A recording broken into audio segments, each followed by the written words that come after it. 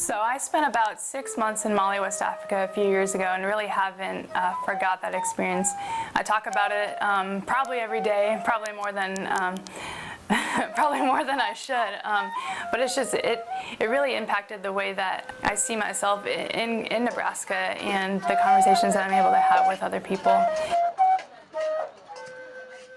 We had a mother come in to the hospital and she delivered twins, and they were both premature and they both needed oxygen, but it was just like we had a ton of patients at that time and we only had one oxygen machine that wasn't being used, and so we kind of explained the situation to the mother, and she kind of had to choose between the two babies because without oxygen, like, it really weren't going to survive more than a week, and so we did what we could. We tried to like shuffle two machines around and things like that, but really it kind of came down to one baby over the other. It's just really hard to know that there's like literally nothing that I or anyone else could do. You know, we didn't have enough funding, enough equipment, enough, things that we needed to be able to help those babies, and that was kind of during my first month there, and so it was really just kind of really shocking for me, to kind of see that firsthand. And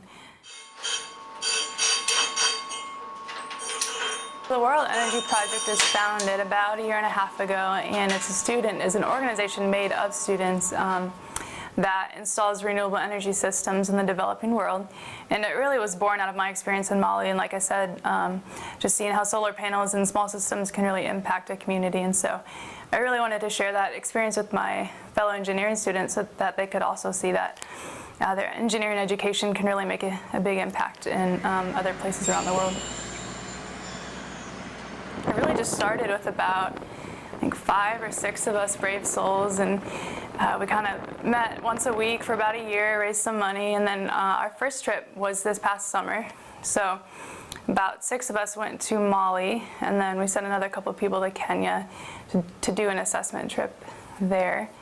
So we did a project in Mali this summer. We did some solar-powered drip irrigation systems, and then we put together some solar panels for an orphanage in Bamako. And then we really did a lot of vision casting, trying to figure out where the needs in Mali are and where we can really make an impact in the future. We visited the university in Bamako, made some relationships there with the faculty and students.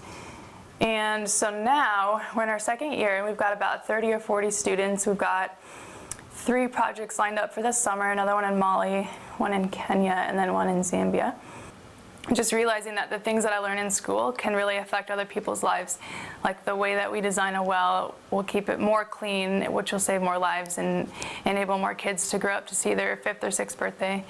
So it's really just brought a touch of reality to my education. And through that, I think other students have also maybe been exposed to that as well, even if they haven't been to Africa or the places that I've been, through the stories that I share or my experiences.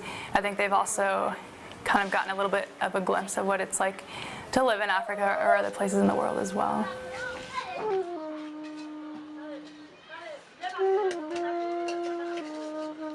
I don't know if there's like a defining point when I made a decision to kind of devote the rest of my life to helping others, but I think just during my time there and during talking to like Malians and my friends there, I just realized that I don't think I could ever have a normal career, come back to the States and have an office job, a 9 to 5 or whatever, and then just kind of never go back. I always knew that I would go back or that I would do something to help, I just didn't quite know how, and so I don't know, it was a really life-changing experience for me.